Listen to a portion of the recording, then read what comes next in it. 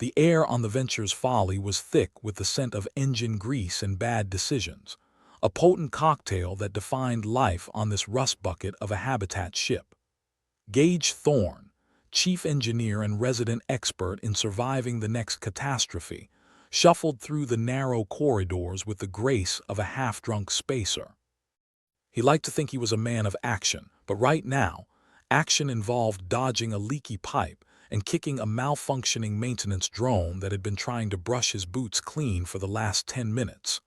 "Do that again, and I'm sending you out the airlock," Gage muttered, giving the drone a final, half-hearted boot. The drone buzzed an electronic complaint, but Gage was already gone, heading to the engineering deck. There was work to be done, and Captain Vexarial had a particular way of making sure no one slacked off. It involved a lot of shouting and the occasional threat of being jettisoned into space. He arrived at the engineering deck, which, despite his best efforts, looked like someone had tried to fix a spaceship with a hammer and a prayer. Parts were strewn everywhere, half of them obsolete, the other half just plain broken. He rubbed his temples, the universal signal for "I need a drink," but settled for getting the job done. The terminal in front of him blinked with a new alert: navigation anomalies detected. Gage sighed. "Great, more fun and games," he said to the empty room. The ship's navigation system was supposed to be foolproof, but then again, he mused, Venture's Folly made a habit of disproving that theory. "Gage, you slacking off again?"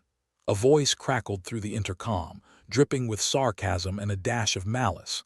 It was Captain Vexarial, the pirate queen with a penchant for paranoia and a wardrobe that seemed to consist entirely of black leather. "Nah, just contemplating the meaning of life," Gage replied, fingers flying over the keyboard. "Turns out it's all about finding ways to keep this ship from crashing into the nearest star." Vex's laugh was like broken glass, sharp and dangerous. "Well, stop philosophizing and start fixing, unless you want your next assignment to involve staring at the stars up close and personal." "On it, Captain," he said, not bothering to hide the irritation in his voice. The terminal continued to spit out data, each line more confusing than the last. Something was messing with the navigation system, and it wasn't just the usual mix of cosmic radiation and software bugs. The ship's AI, lovingly named Bastard by the crew, chimed in with its usual unnecessary commentary. "Gage, there's a 63% chance the anomalies are external in origin." "Thanks, Bastard," he muttered, wondering not for the first time if sarcasm was somehow programmed into the AI or if it had developed naturally over years of dealing with humans. "You're a real ray of sunshine." The data pointed to interference from outside the ship, but who the hell would bother with Venture's Folly? Pirates weren't exactly popular, and their ship was more of a death trap than a prize. Still, the anomalies were there, and that meant dealing with them pronto. "Captain, it looks like we might have some outside interference," Gage said, tapping the intercom. "Could be someone's trying to crash our party." "Or just crash us," Vex replied, her voice tinged with something that might have been excitement. "Either way, find out who, what, or how, and do it fast." "That's what I'm here for," he sighed, eyeing the tangled mess of wires and circuits around him. "I'll see what I can dig up." An hour later, Gage was knee-deep in code, his eyes burning from staring at the screen for too long. The anomalies were subtle, almost like whispers in the data stream, and trying to pin them down was like catching smoke with your bare hands. "I think I've got something," he announced to the empty room, more to break the oppressive silence than anything else. "Looks like some kind of signal piggybacking on the comm channels." "Define something." Vex's voice came through the intercom, sharp and impatient. "Something as in, it's not just our usual bad luck," Gage replied, running a hand through his hair. "Could be someone with a hard-on for antique navigation systems, or just someone with a grudge." Vex's laughter echoed through the room. "Well, Gage, you've got a gift for understatement. Get a team together and root it out before we all end up as cosmic debris." "On it, Captain," he repeated, already dreading the task. Dealing with the crew was always a gamble, a mix of grudges and alliances that could implode at the worst times. He tapped into the ship's comms, sending a message to the rest of the engineering team. "All right, folks, we've got a situation.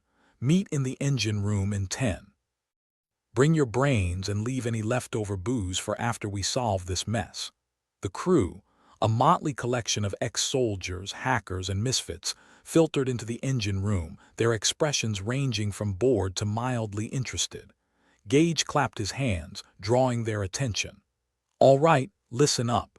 We've got a possible external interference messing with our navigation systems. And before you ask, yes, it's as bad as it sounds." One of the crew, Jax, a wiry fellow with a perpetual smirk, raised an eyebrow. "So what? We just pull the plug and hope it disappears?" Gage rolled his eyes. "If you want to pull the plug, Jax, be my guest. Just make sure you've got a nice spot picked out for your funeral first." Jax shrugged, unfazed. "Fair enough. So what's the plan, boss?" "We start by isolating the signals," Gage replied, glancing at the blinking consoles. "Find out where they're coming from and, more importantly, who's sending them. Once we know that, we can start thinking about how to stop them." The crew got to work, the room filled with the hum of machinery and the occasional curse. Gage moved between them, offering advice and snark in equal measure. Hours passed, and slowly the pieces began to fit together. "I've got something," Tessa, a cynical hacker with a knack for finding trouble, called out. "Looks like the signal's bouncing off a relay station nearby." "Great, Tessa," Gage said, peering over her shoulder. "Can you trace it back any further?" She frowned, fingers dancing across the keyboard. "Maybe. It's tricky, like trying to follow breadcrumbs in a hurricane." "Well, keep at it," Gage replied, though he knew it was a long shot. Whoever was behind this was good, maybe even as good as Tessa, which was saying something. The hours dragged on, the crew working in tense silence, interrupted only by the occasional banter or frustrated outburst. Gage felt the weight of exhaustion creeping in, but there was no time to rest. "Not yet." At last, Tessa let out a triumphant whoop. "Got it. Looks like the signal originates from an old satellite, one of Ior's, no less." Gage raised an eyebrow. "Ior's, as in someone on this ship?" Tessa nodded, her expression grim. "Seems that way, which means we've got a traitor on board." The room fell silent, the implications settling over them like a shroud. Gage felt a surge of anger mixed with unease. A traitor meant more than just sabotage. It meant betrayal, and worse, it meant playing right into Vex's paranoia. "All right," Gage said, trying to maintain a veneer of calm. "Let's not jump to conclusions. It could be a mistake or someone screwing around without realizing the consequences." Jack snorted. "Yeah, right. And I'm the Emperor of Mars." Gage shot him a look. "Look, we need to handle this carefully. If we go pointing fingers, we'll tear ourselves apart before we even find out what's going on." "So what do we do?" Tessa asked, her voice steady despite the tension in the room. "We keep digging," Gage replied. "Find out who had access to that satellite and why they might be using it. And above all, we keep this quiet until we have solid answers." The crew nodded, though Gage could see the doubt in their eyes. Trust was a rare commodity on Venture's Folly, and this kind of revelation would strain it to the breaking point. As they turned back to their work, Gage felt the weight of responsibility settle on his shoulders. He had to find out who was behind this, and fast. The clock was ticking, and on a ship like this, time was never on their side. "Bastard," Gage said, addressing the ship's AI, "keep monitoring the systems for any more anomalies. Let me know the moment anything else pops up." "Acknowledged," Bastard replied, its voice as devoid of emotion as ever. Gage sighed, rubbing his eyes. This was going to be a long night. And with a traitor on board, it might just be the longest night of his life. Gage Thorne slouched in his chair, eyes glued to the terminal screen as if he could intimidate the data into revealing its secrets faster. The problem with data was, no matter how much you glared at it, it didn't give a damn. It was like playing poker against a brick wall, except the wall was winning. "Thorne," a voice drawled from the doorway. Felin Wynn, the ship's resident skeptic and cynic extraordinaire, leaned against the jamb with all the grace of a man who'd seen too much and cared too little. Heard you found a rat in the wires. Gage looked up, eyebrows climbing. More like a snake, and it's playing with our navigation like it's a chew toy. Hell of a time for a crisis of faith, Felon mused, stepping into the engine room. He always moved like he had nowhere to be and all the time in the universe to get there. So, what are we looking at? Something's piggybacking our comms, Gage said, keeping his voice low. The last thing they needed was more panic. Tessa traced it back to one of our satellites. One of yours. Felon's tone was all disbelief. That's a new twist on friendly fire. Yeah, friendly as a kick in the teeth, Gage muttered, rubbing the back of his neck. And get this, Tessa thinks it's someone on the ship. A mole on a pirate ship. Now that's rich, Felon said, shaking his head. You got a suspect list, or are we playing spin the bottle with accusations? Not yet, Gage replied. But we're digging. Or at least the crew's digging while I try not to lose my mind. Smart move, Felon said, a smirk on his lips. Wouldn't want to clean that up. Gage snorted, turning back to the terminal. The data's all whispers and shadows. Feels like trying to catch your own reflection with a net. Felon peered over Gage's shoulder at the screen, brow furrowing. Ever think it might not be one of us? What's that supposed to mean? Felon shrugged, that maddeningly calm demeanor never faltering. Just saying, might be we're not the only ones out here playing games. Aliens? Gage said, rolling his eyes. You've been watching too many vids, Win. Not aliens, Felon said patiently. Simulations. Heard of him? Virtual reality, you mean? Gage asked, skepticism dripping from every word. Kind of, Felon replied, leaning closer. Imagine someone's running a simulation and we're the rats in their maze. Yeah, and I'm the king of Venus, Gage retorted. Get real, Win. I'm serious. Think about it, Felon insisted, crossing his arms. We've been getting these anomalies for weeks. What if it's not a fault in the system but the system itself? Gage rubbed his temples, the headache he'd been nursing flaring up like a bad rash. Even if you're right, and I'm not saying you are, what the hell are we supposed to do about it? First, we confirm it, Felon said, as if it were the simplest thing in the world. Then we figure out how to break it. And how do you propose we do that? Gage asked, blinking against the fatigue. First, we look for patterns, Felon said, settling into an adjacent chair with a sigh. If this is a simulation, there'll be flaws, inconsistencies. Like a cheap holovid, Gage muttered. All right, let's see what we can find. They dived into the data, Felon's unfazed calm somehow infectious. Hours slipped by, the room filled with the soft clatter of keys and the occasional muttered curse. It was like digging through a field of static, trying to catch a glimpse of something solid. Suddenly, Felon leaned back, a ghost of a smile on his face. Got something. What? Gage asked, peering at the screen with bleary eyes. Felon pointed at the screen.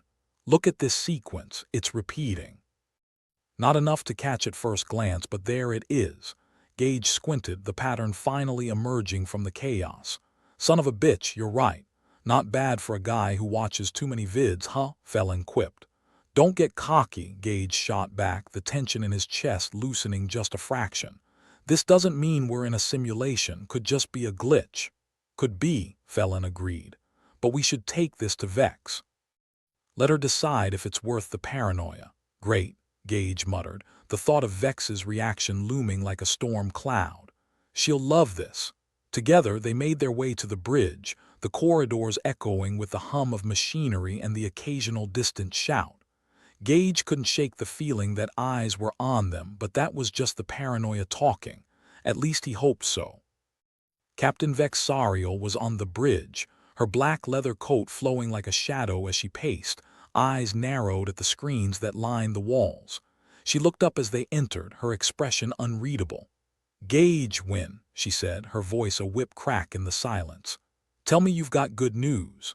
Depends on your definition of good, Gage replied, crossing his arms.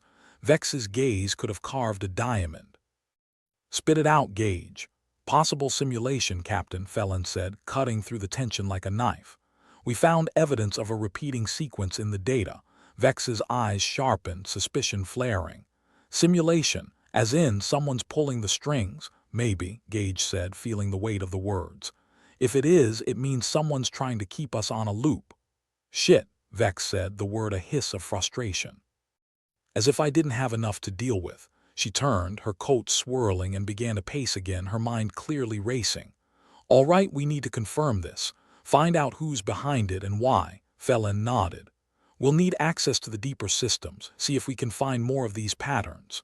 Do it, Vex said, her eyes glinting with a mix of anger and determination. And keep it quiet.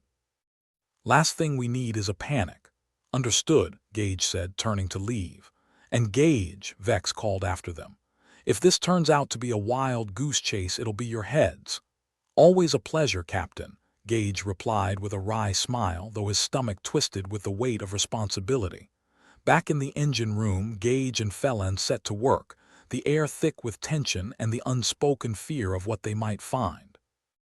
Iors bled into each other, the repetitive drone of machinery a constant companion. Eventually, Gage leaned back, eyes gritty with exhaustion. When you ever think we're just making this worse for ourselves?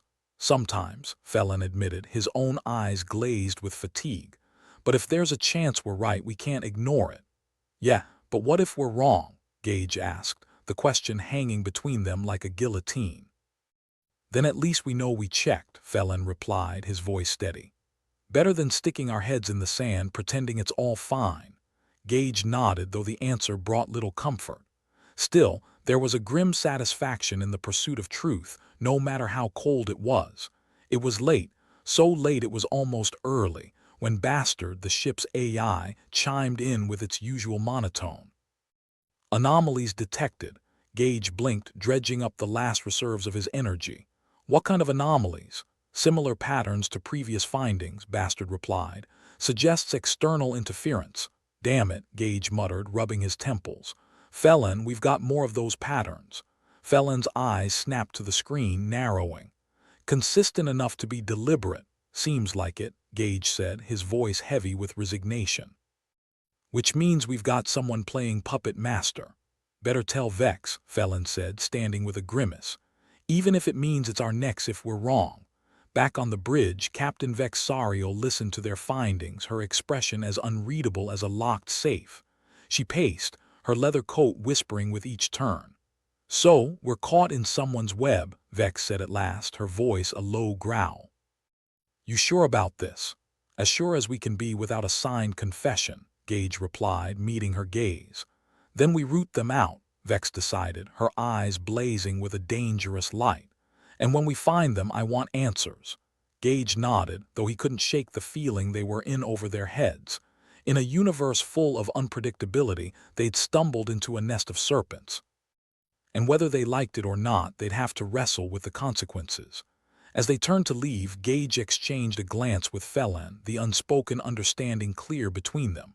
Whatever happened next, they were in it together. Outside the bridge, Felon let out a breath, his demeanor as calm as ever. Well, we're either heroes or idiots. Probably a bit of both, Gage said, a wry smile tugging at his lips. At least it's never boring, Felon said, clapping Gage on the shoulder. No, Gage agreed, though the truth was a bitter pill. Never boring at all.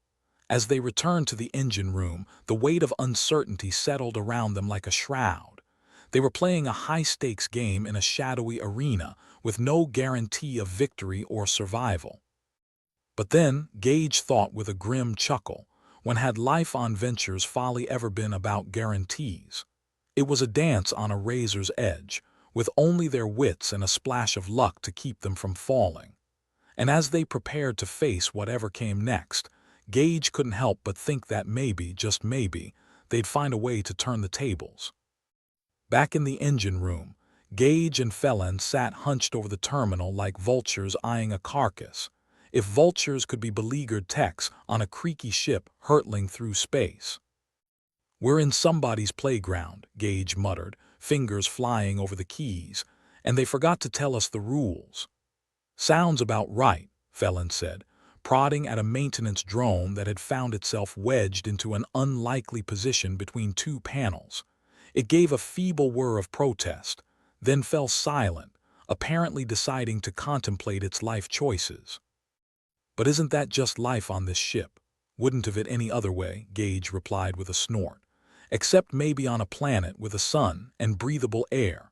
Felon chuckled, a dry sound like sandpaper on stone. Too much to ask for, but if this is a simulation, maybe we can rewrite the code. Give us a nice beach. And a bar, with real alcohol, Gage added wistfully. Not that recycled piss they call vodka. Felon nodded with mock solemnity. A worthy quest indeed.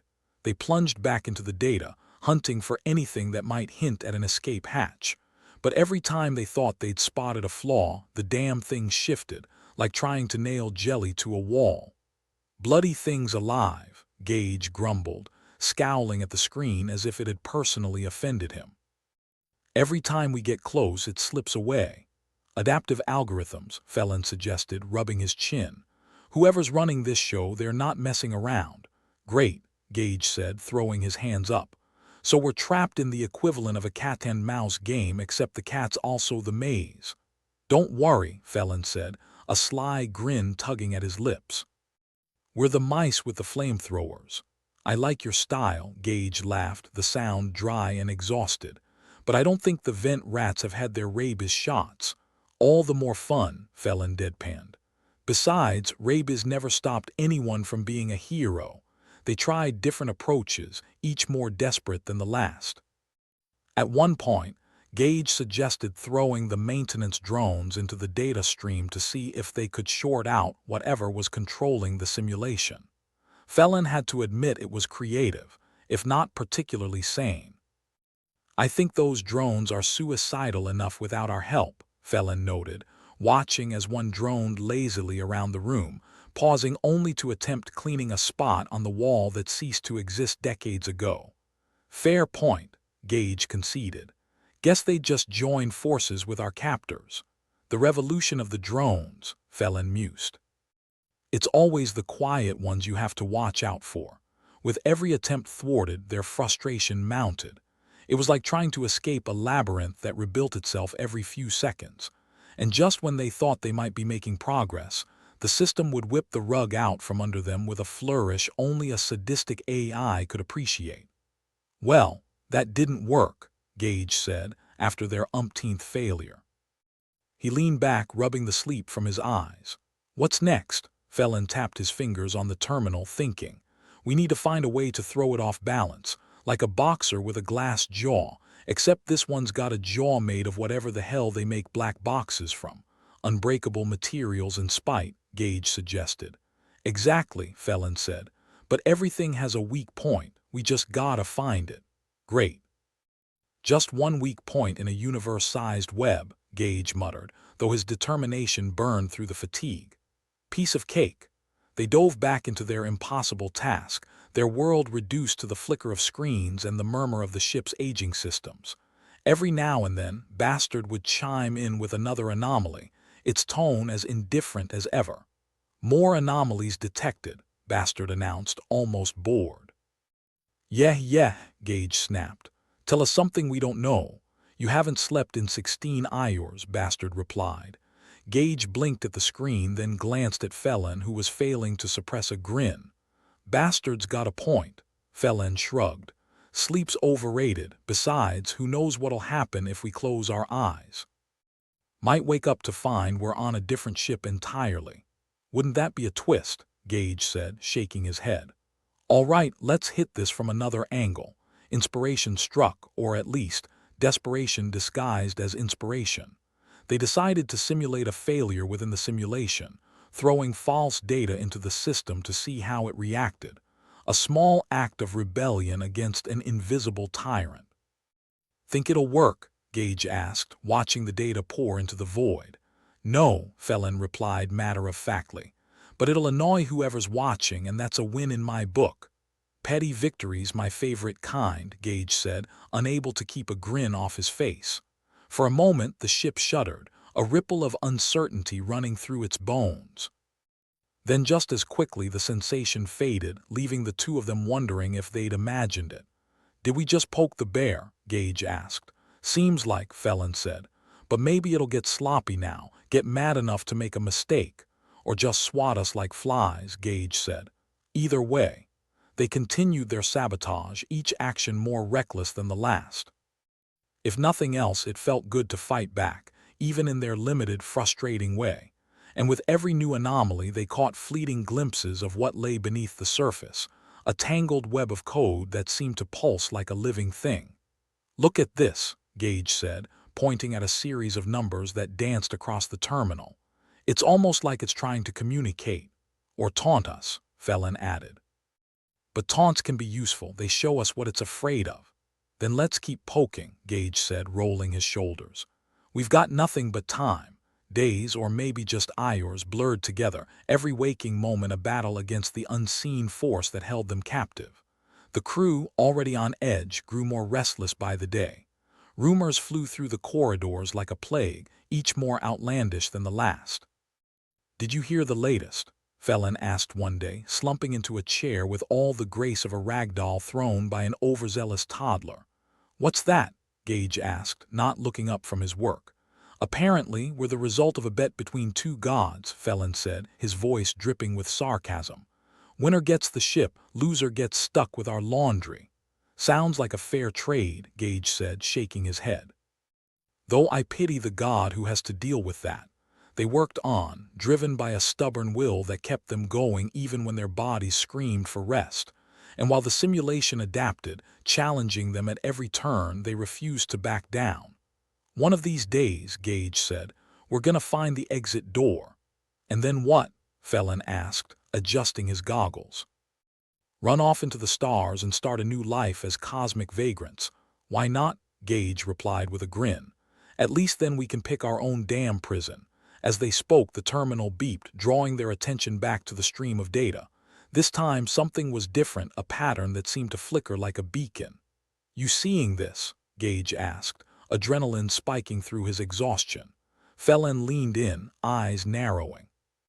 "Looks like a code, maybe a message, or a trap," Gage said, though his fingers itched to decode it. "But what the hell, right?"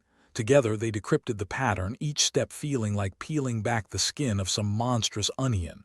What they found left them speechless, a set of coordinates and a line of text that read, "The way out."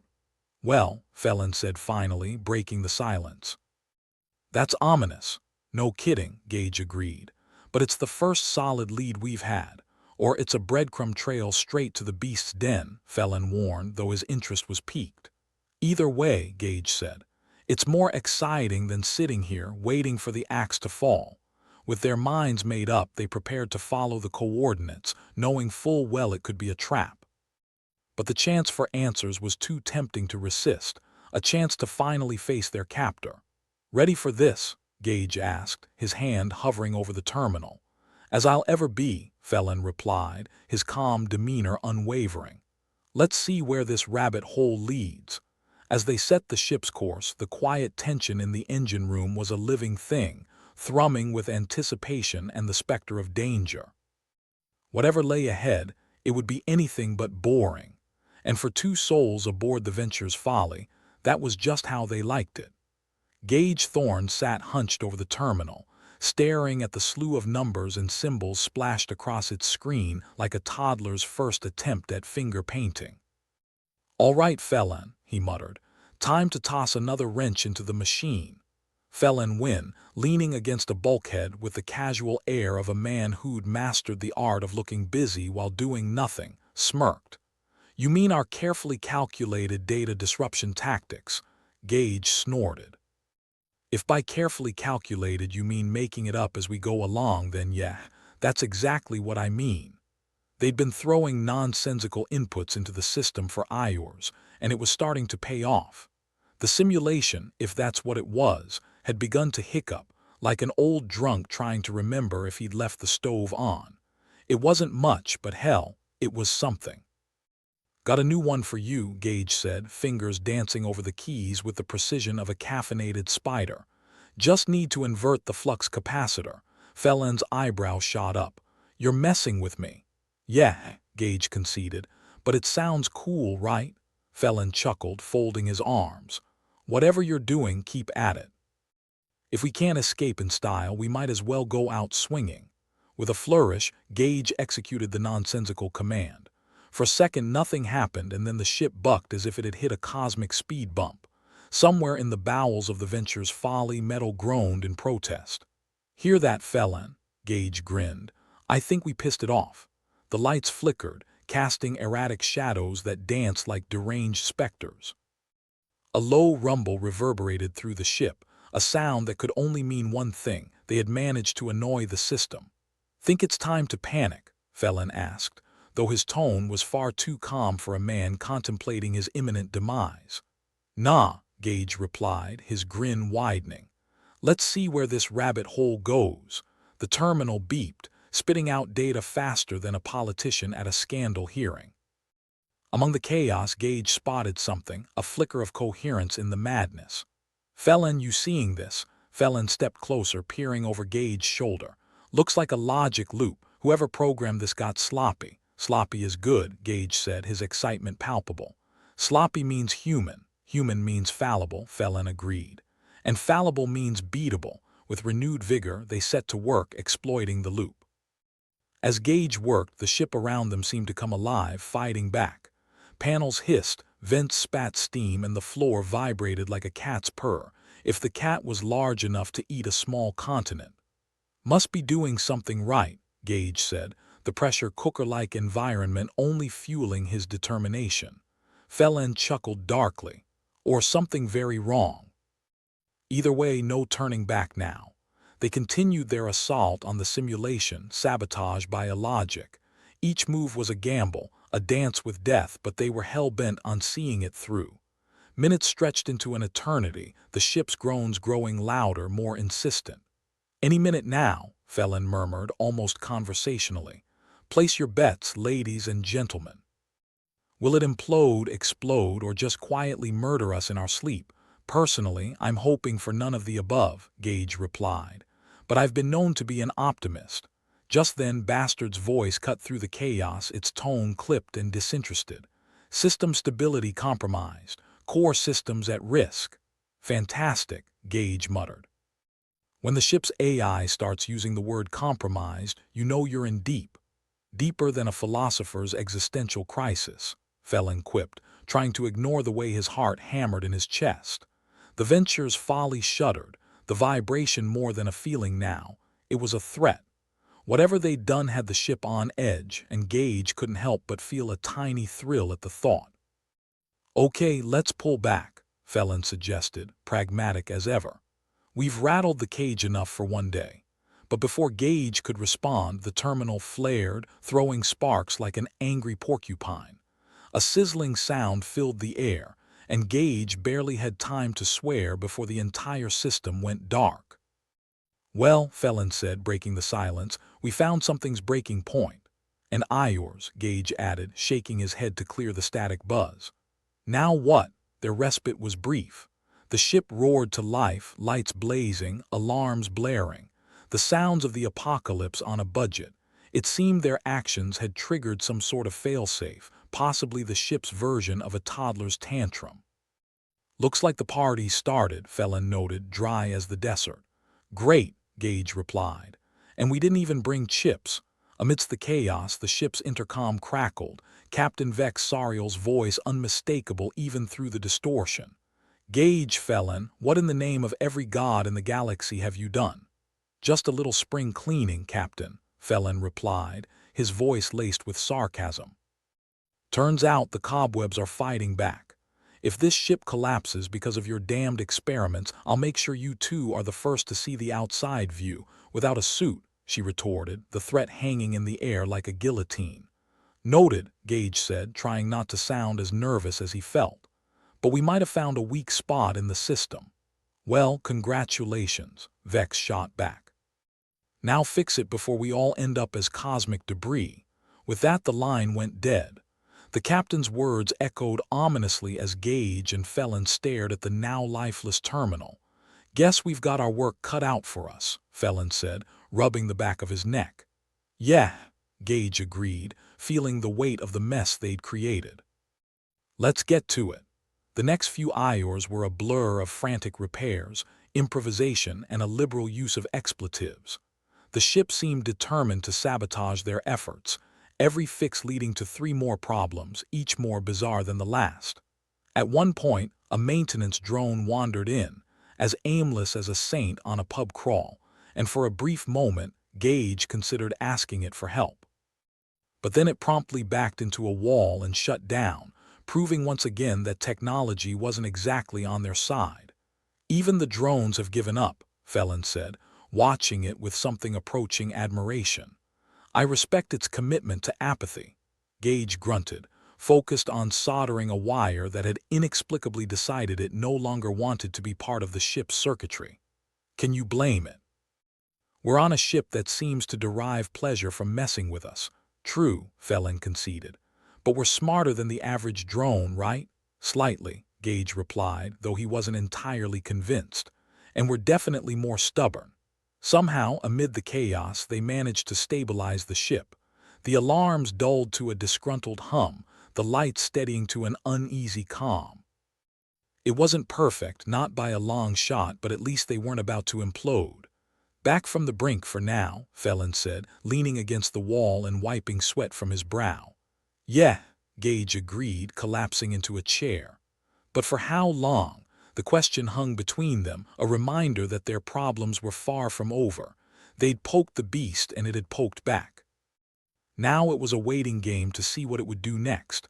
You think the coordinates are still viable? Felon asked after a moment, nodding towards the terminal. Hard to say, Gage replied, staring at the dark screen as if it might offer answers. Could be our best bet or another step into madness. Doesn't make much difference, does it? Felon said, a resigned edge to his voice. We're already knee-deep in the crazy. That we are, Gage said, a hint of a smile playing on his lips despite everything. And there's no one I'd rather be here with than you, Felon. Felon chuckled, the sound somehow both tired and amused. Right back at you, Gage. Right back at you. As they sat in the dimly lit engine room, the hum of the ship surrounding them like a lullaby from hell, they allowed themselves a brief moment of camaraderie. Whatever came next, they'd face it together, stubborn to the last.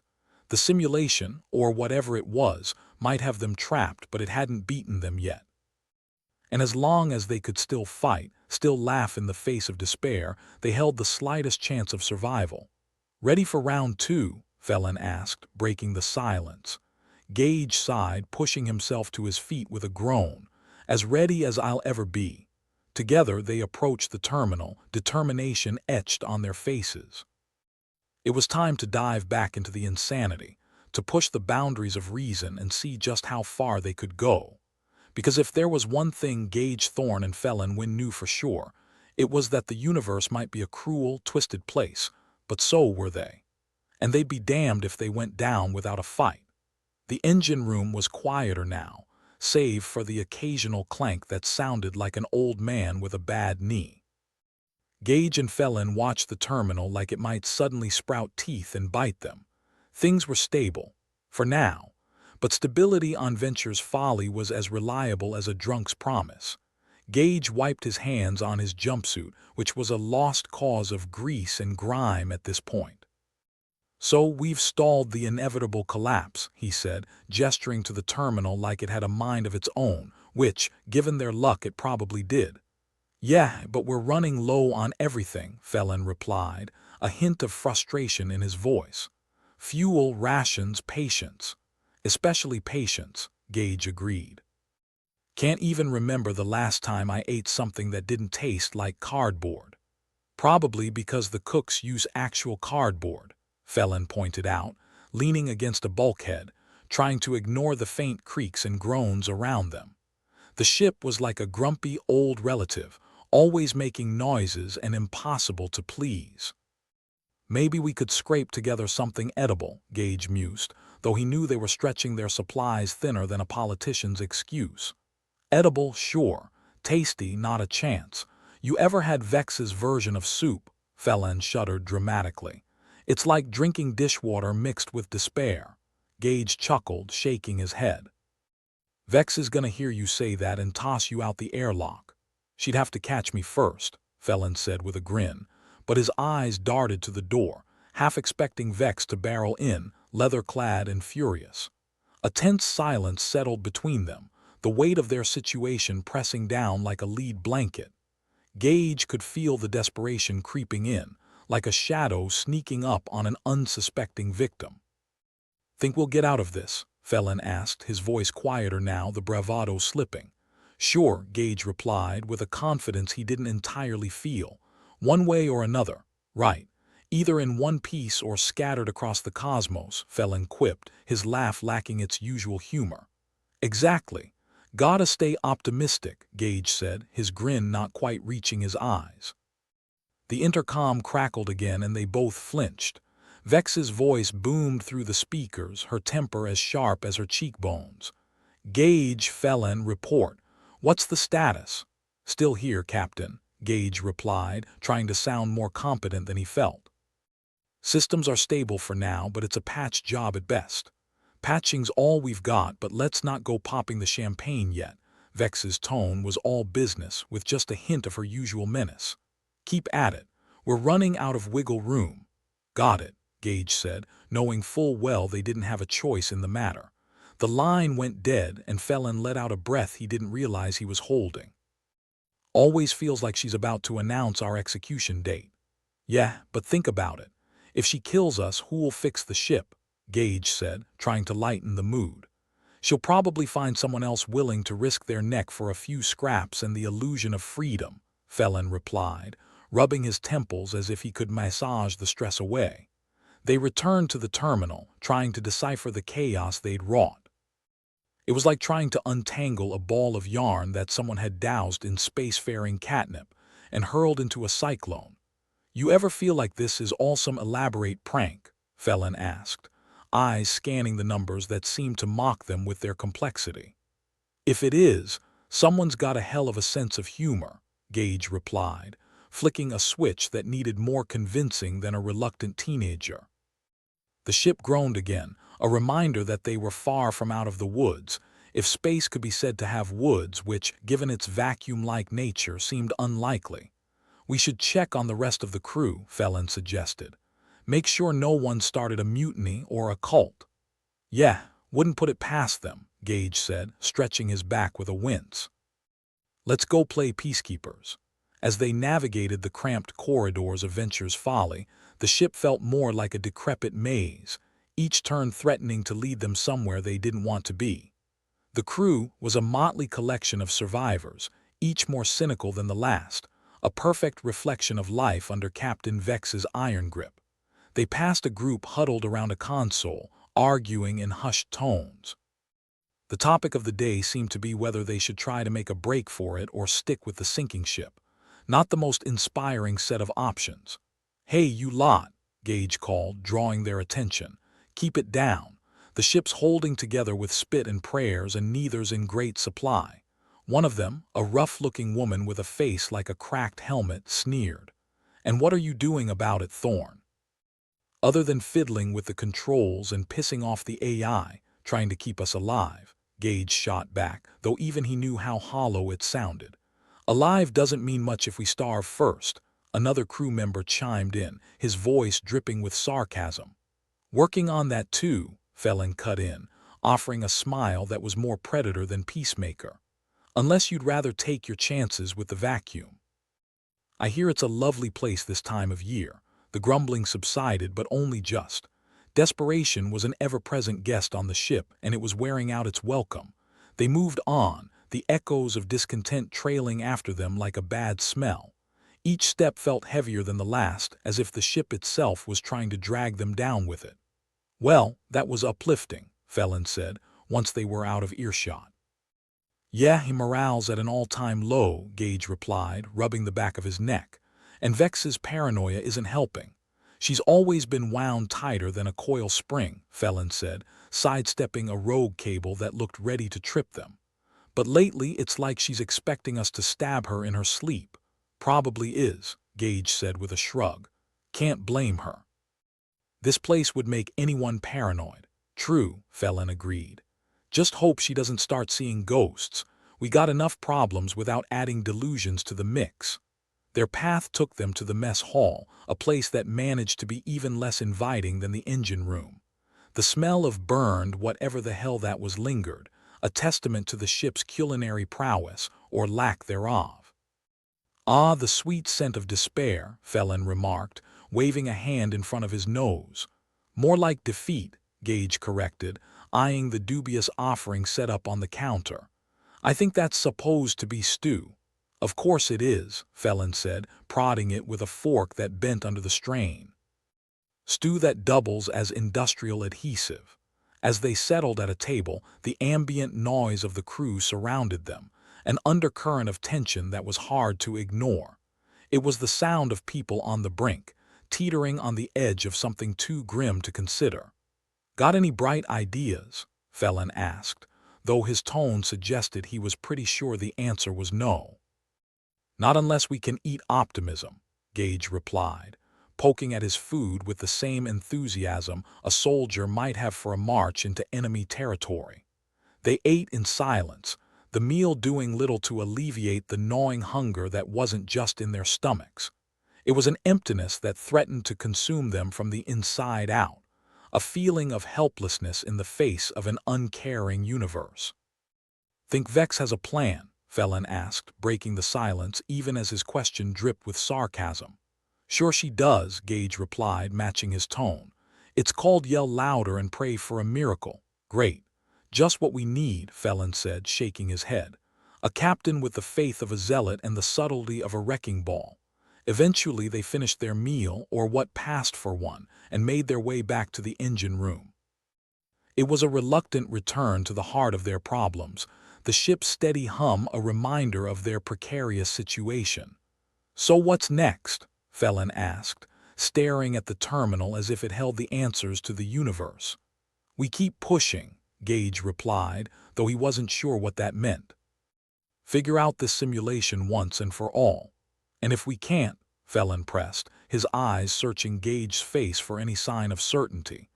Gage didn't answer right away. Instead, he let the silence stretch, each second a reminder of the countless unknowns they faced. Then we go down fighting, he said finally, his voice a quiet defiance against the void. They settled into the routine they'd carved out, their movements familiar if not comforting. It was a dance they'd mastered over countless hours, a back and forth with the ship that felt more like a duel than a partnership. Think we've pissed it off enough for one day? Felon asked, glancing at the terminal like it might decide to explode just to spite them. Probably, Gage replied, adjusting a setting with a care born of necessity. But it's us or them. Yeah, and we're not exactly flush with alternatives, Felon said, running a hand through his hair which was sticking up in all the wrong directions. Just gotta keep moving forward, Gage said, though even he knew how hollow it sounded. Forward, backward, sideways doesn't matter. As long as we keep moving, Felon said, a resigned determination in his voice. In the dim light of the engine room they continued their work, the ship's groans a constant reminder of the precariousness of their situation. But even as the odds stacked against them, there was a sense of camaraderie, a shared defiance in the face of impossible odds. Because if there was one thing Gage and Felon understood, it was that the universe might be vast and uncaring, but they were still here, still fighting. And as long as they could fight, they weren't beaten yet. Not yet, anyway. Gage Thorne stared at the terminal like it had personally insulted his mother. It hadn't, obviously, but its cryptic readouts might as well have been a middle finger in binary. The ship's systems were as stable as a house of cards in a hurricane, and the numbers flashing across the screen were as comforting as a rabid space ferret. Felon Wynn leaned over, his expression a mix of curiosity and boredom. What's got you scowling like that? Figure out the meaning of life or just realize we're screwed? Neither, Gage replied, a grin tugging at the corners of his mouth despite the situation. Just thinking about how we're trapped in a digital nightmare with no exit sign. So, business as usual, Felon said, scratching his chin. Any bright ideas, or should we start carving our goodbyes into the bulkhead? Gage chuckled, a sound that was more gallows than gala. Maybe it is business as usual, but what if we flipped the script? Felon raised an eyebrow, the universal sign for I'm listening, but you better not be wasting my time. Think about it, Gage continued, leaning back in his chair. This whole simulation runs on logic, right? Everything's got a pattern and order, but what if we threw a wrench into that machine, introduce a little chaos? Chaos, Felon repeated, a skeptical look on his face. You mean like the time we accidentally spaced half the laundry? Exactly, Gage said, snapping his fingers. But on purpose. If the simulation relies on logic, then unpredictable actions might just be the monkey wrench we need. Felon mulled it over, tapping his fingers on the console. So you want to confuse a system designed to be foolproof by acting like fools? Pretty much, Gage said, his smile now fully formed. I mean, we're already halfway there. Felon laughed, the sound genuine despite everything. All right, I'm in. But how do you plan on getting everyone else on board? They're not exactly big on trust these days. Gage nodded, acknowledging the truth in that. The crew was a suspicious lot, worn down by too many false promises and too much bad food, but if they wanted to survive, they'd have to embrace a little madness. Leave that to me, Gage said, standing up and stretching his arms. Let's go rally the troops. Felon followed him through the ship's labyrinthine corridors, the walls echoing with the metallic symphony of Venture's Folly's complaints. They found the crew scattered around the mess hall, picking at their meals with the enthusiasm of a funeral procession. Gage hopped onto a table, drawing their attention with an exaggerated wave. All right, listen up, you bunch of scoundrels. I've got a plan. And before you all start groaning, yes, I know how that usually turns out. The crew's eyes were on him now, a mix of curiosity and annoyance. Someone muttered something about Gage's plans usually leading to extra work or explosions, and a few others snickered. Look, I know you're all wondering how much longer we can keep this up, Gage said, his voice carrying over the din. And the answer is, not much. So instead of waiting for the universe to kick us in the teeth, we're going to kick it first. How? The rough-looking woman from earlier, Marla, asked, arms crossed. With what? A prayer and a spoon. With chaos, Gage replied, holding up his hands like he was presenting the universe's greatest secret. This simulation runs on logic, right? Everything it does has to make sense. So what if we start doing things that make no sense at all? Random actions, unpredictable moves. We confuse the hell out of it. The room was silent for a moment, the crew digesting his words along with their questionable food. Sounds risky, someone said, a sentiment echoed by a few others. Sure, it's risky, Gage admitted with a shrug, but we're already living on borrowed time. We either try this or we keep waiting for an end that's creeping closer every day. Felon stepped forward, his presence lending weight to Gage's words. Look, we've all been through the ringer together. If we want to keep going, we need to take a leap. It's either chaos or curtains. The crew exchanged glances, the silence filled with unspoken fears and grudging hope. Slowly, one by one, they nodded. It wasn't a resounding vote of confidence, but it was a start. All right, Marla said, her voice cutting through the murmur. What do we do first? Juggle torpedoes. Gage grinned, hopping down from the table. Stick with me, and we'll make this simulation wish it never tried to mess with us. With a plan in mind, they set about their tasks, each action designed to confound and confuzzle. Gage and Felon led the charge, instructing the crew to perform actions that defied the ship's logic. It was like hosting a party for lunatics, with Gage as the ringleader. The maintenance drone, usually a stickler for routine, was sent on a wild goose chase through the ship.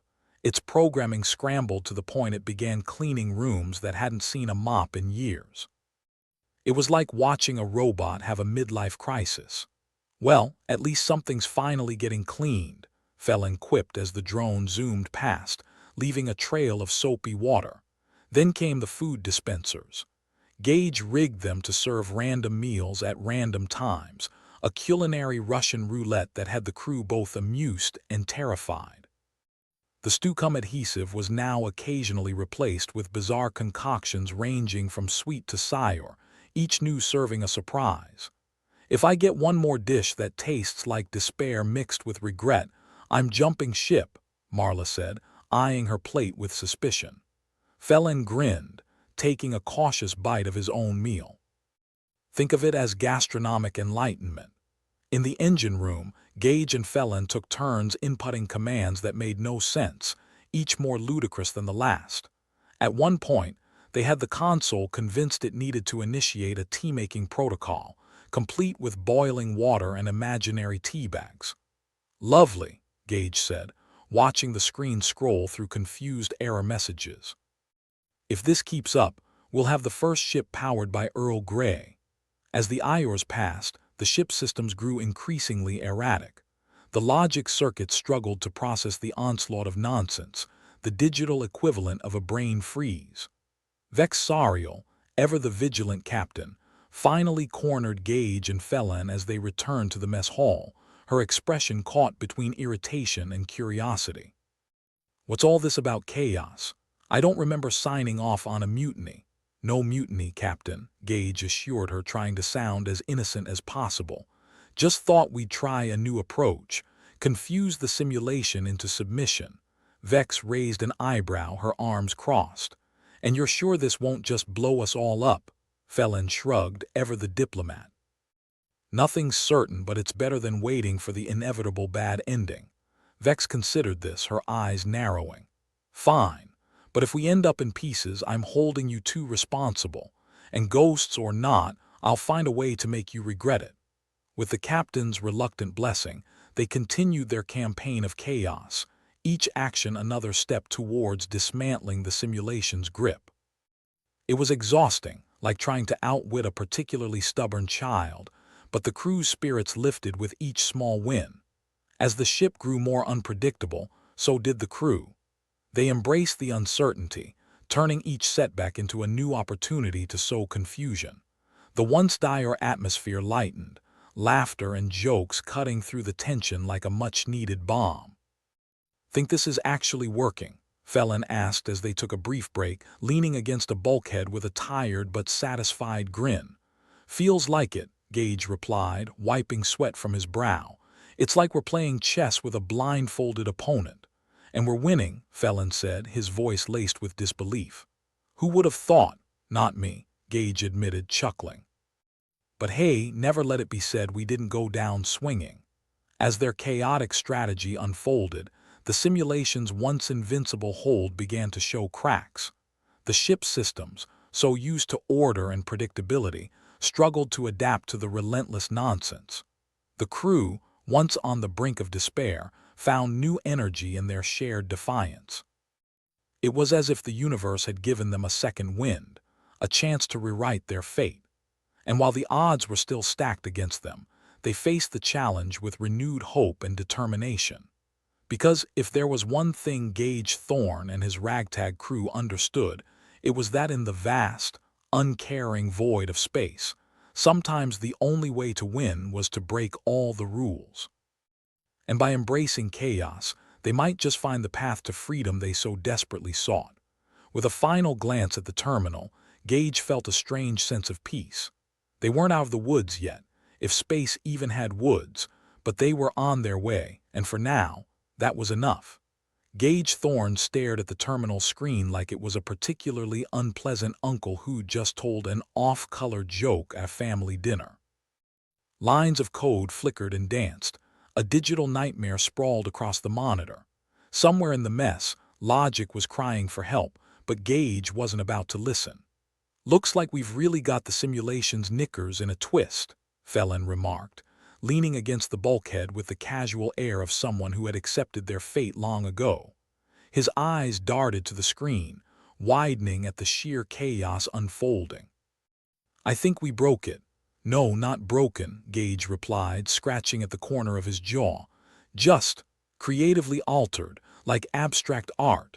More like a toddler's finger-painting session," Felon said, raising an eyebrow. "Except with less finger paint and more impending doom."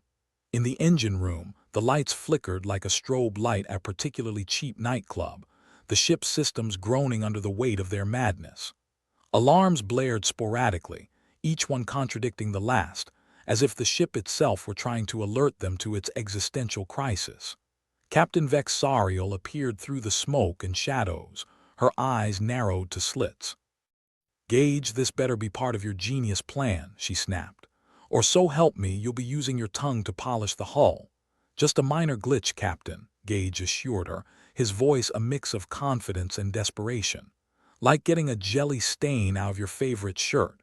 Just takes a bit of patience and a lot of resolve. Vex crossed her arms, the leather of her jacket creaking like an old door. Patience isn't exactly one of my virtues. Neither is forgiveness, Felon added helpfully.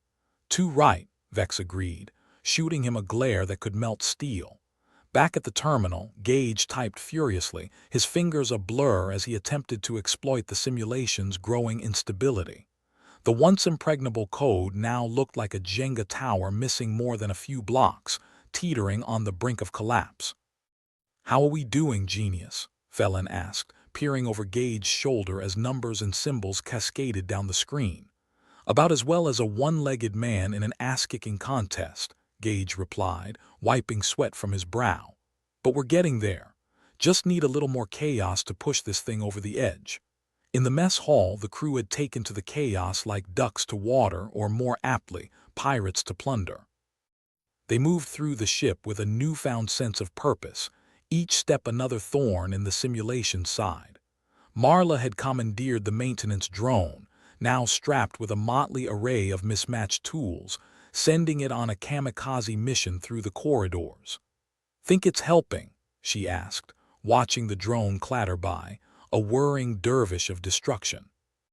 "Either that or it's setting us up for a spectacular failure," Gage replied, not looking up from the terminal, fingers still dancing over the keys. "But hey, anything's better than sitting around waiting for the universe to finish us off."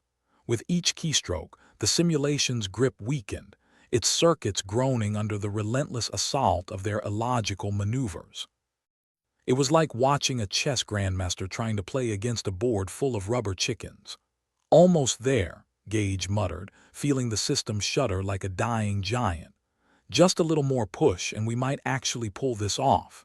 Vex approached, her expression a cocktail of skepticism and begrudging admiration. "You really think you can topple this thing? With what?" "Dumb luck and bad jokes." "Funny you should mention dumb luck," Gage said, a grin spreading across his face. "Because it's one of my specialties." On cue, the entire ship lurched, the lights flickering violently as the simulation's core flickered into view. It was a swirling vortex of numbers and code, a digital heart exposed and vulnerable. "There it is," Felon breathed, eyes wide. "The bloody thing's core. I can't believe you actually did it." Gage allowed himself a moment of satisfaction, the kind of man feels when he bets his last credit on a losing horse only to watch it stumble across the finish line first. "Now or never," he said, diving back into the terminal with renewed vigor. Lines of nonsense gibberish filled the screen as Gage typed, each keystroke a nail in the coffin of the simulation's control. It was like trying to hack a computer with a rubber chicken, but somehow it was working. The core flickered again as if unsure whether to implode or simply sulk. "Come on, you stubborn piece of code," Gage muttered. "Give it up already." Felon watched, his faith in their madcap plan grudgingly restored. "You think it'll give us control back? If this doesn't, nothing will," Gage replied grimly. "We've thrown everything we've got at it. If it doesn't break now, it never will." The ship shuddered violently, alarms blaring a discordant symphony of chaos. Vex steadied herself against the bulkhead, her expression taut with concentration. "Whatever you're doing, finish it. I don't want to be left hanging in this tin can forever." "Almost there," Gage said, his voice a mix of determination and exhaustion. "Almost?" With a final, defiant keystroke, the simulation's core fractured, a cascade of digital shards splintering into nothingness. The ship systems hiccuped, then roared back to life, their chains broken. Gage slumped back in his chair, breathless, as the reality of their victory settled in. "We did it," he said, disbelief mingling with elation. "We're in control." Felon let out a breath he'd been holding, a grin spreading across his face. "You're a bloody genius, Gage. I can't believe it actually worked." Vex's eyes darted around the room, taking in the newfound order. "I suppose you get to live another day," she said, a wry smile tugging at the corners of her mouth.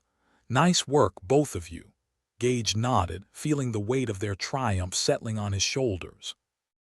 They'd managed to outwit the unwinnable to conquer the unconquerable. And while the road ahead was still filled with unknowns, they faced it with something they hadn't had in a long time: hope. "Let's get this ship back on course," Vex ordered, her voice steady and resolute. "We've got a universe to conquer, or at the very least survive." Gage couldn't help but smile as he got to work, the familiar hum of the ship's systems a comforting symphony in his ears. They'd done the impossible, and if that wasn't worth a toast of the nearest questionable beverage, he didn't know what was. Felin clapped him on the back, his expression a mix of pride and relief. "We really did it, didn't we?" "Yeah," Gage agreed, his gaze fixed on the control panel. "We did." They shared a moment of quiet camaraderie, two men who'd faced the end and come out the other side, a little worse for wear but alive and kicking. It wasn't a perfect victory, this was space after all, where nothing was simple and everything had a catch, but it was theirs. Marla joined them, her expression one of genuine respect. "You two crazy bastards actually pulled it off," she said, shaking her head. "I might even start believing in miracles." "Miracles, madness, and a dash of dumb luck," Felin corrected. "That's what it takes to survive out here. And a bit of hope," Gage added quietly, his gaze drifting to the stars beyond the viewport. "Just a bit." The crew gathered around, their spirits buoyed by the triumph. There were no speeches, no grand declarations, just the simple acknowledgement of a job well done. The future was as uncertain as ever, but they'd crossed one bridge, burned it behind them, and were ready to face whatever came next. The Venture's Folly, once a ship adrift in a sea of uncertainty, now sailed with purpose, her crew at the helm and chaos at their back. It wasn't perfect, but it was theirs, and no simulation, no matter how cunning, could take that away from them. As Gage looked around at his crew, their faces a tapestry of determination and camaraderie, he felt a warmth spread through his chest. They were a ragtag bunch, a mismatched collection of misfits and rebels, but they were his crew, and together they'd face whatever the universe or any simulation threw their way. "Felin," Gage said, a smile tugging at his lips, "how about we get some real food in our stomachs, something that doesn't taste like it's been filtered through despair?" Felin chuckled, clapping him on the back once more. "Sounds like a plan." "I think we've earned it." As the crew moved towards the mess hall, laughter and banter filling the corridors, Gage felt a sense of peace settle over him. They'd won a battle, maybe not the war, but it was a start. And in the vast, uncaring void of space, sometimes that was more than enough. Vex lingered behind, watching as her crew celebrated their victory.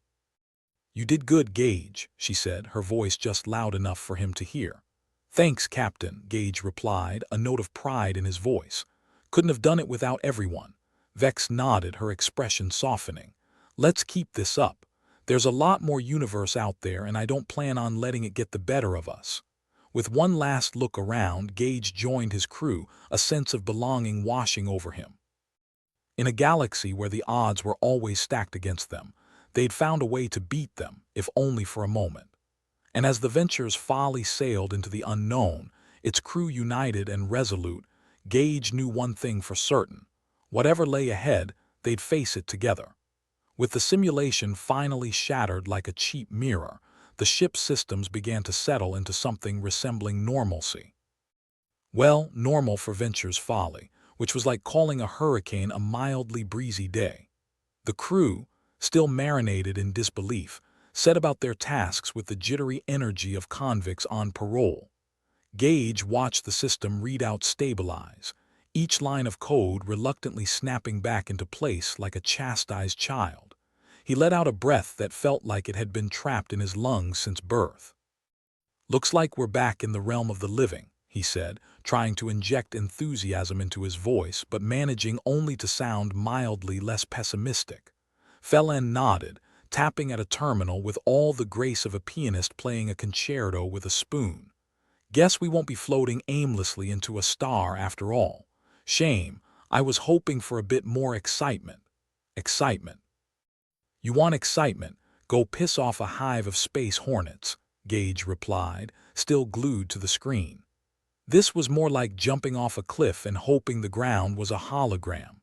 Captain Vex Sariel, who had developed a new appreciation for the virtues of human stubbornness, leaned against the bulkhead, arms crossed.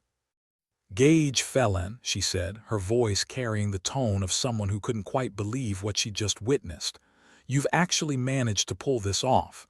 I'd congratulate you, but I don't want you getting any delusions of competence."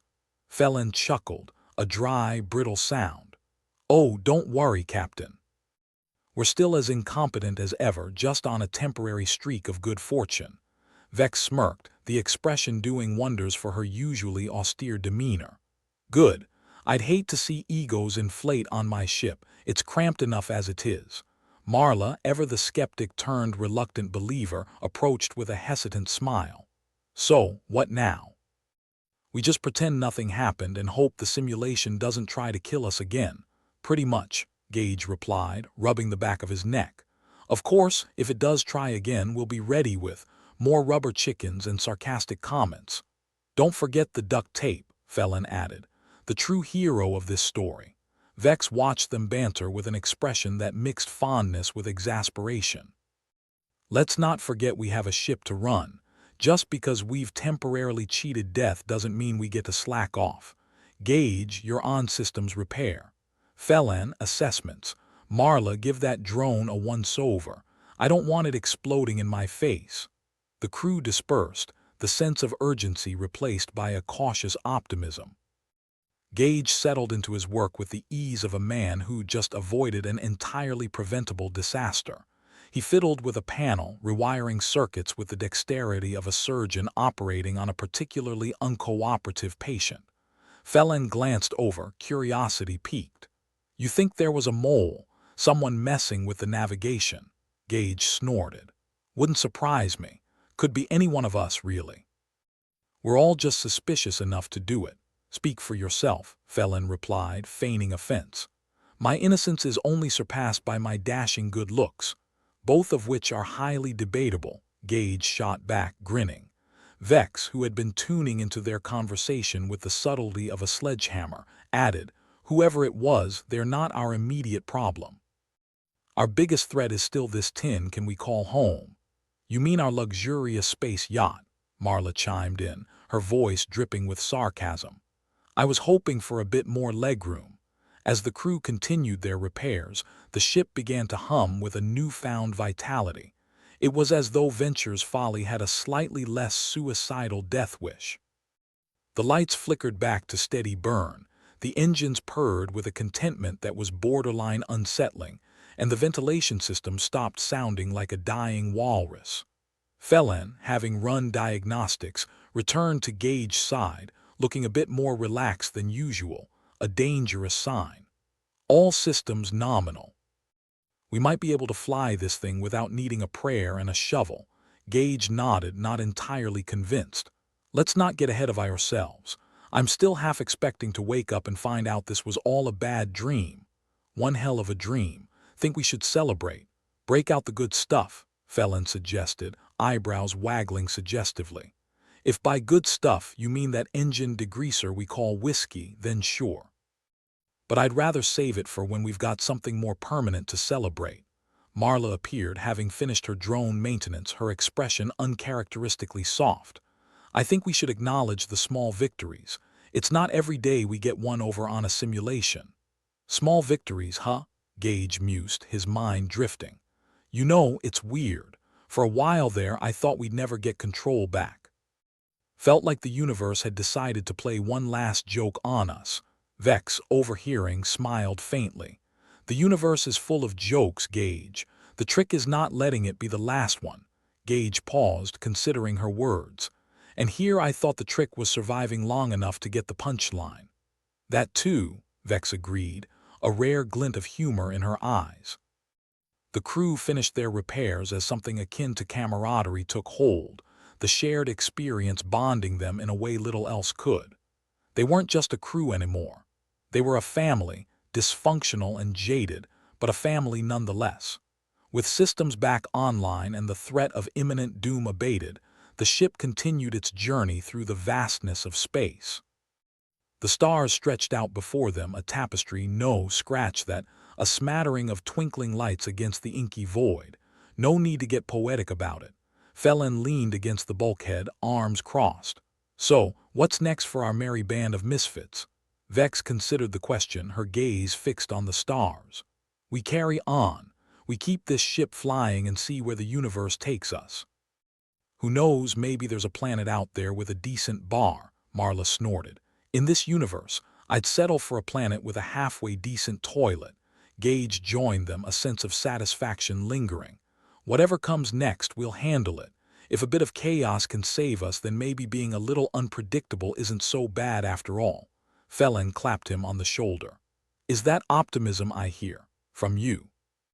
Quick, someone write this down. Don't get used to it, Gage replied, chuckling. It's a rare condition easily cured by reality. There was a pause, each crew member lost in thoughts of past and future, triumphs and setbacks. The Venture's folly had weathered another storm, her crew a little more seasoned, a little more battle-worn, and a hell of a lot more bonded. Vex broke the silence, her voice carrying the weight of command tempered by respect.